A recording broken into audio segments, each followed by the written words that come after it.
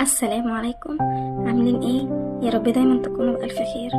انا جايه النهارده مش عشان اتكلم عن الاكل، لا، حبيت افضفض معاكم شويه كلام يريح القلب. بصوا، يا رب يجعل ايامنا كلها بركه وراحه بال. يا رب يرزقنا رزق واسع من حيث لا نحتسب.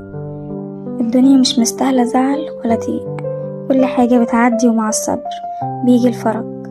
يمكن النهارده حزين بس بكره اجمل باذن الله. خلي عندك امل وحافظ دايما على قلبك نضيف. اللي بيرضي الناس عمره ما بيخسر، واللي بيسامح ربنا بيرفعه عنده. افتكروا دايما مفيش اجمل من راحة الضمير والدعاء في السجود. خلي قلوبكم عامرة بالذكر ولسانك دايما راتب بذكر الله.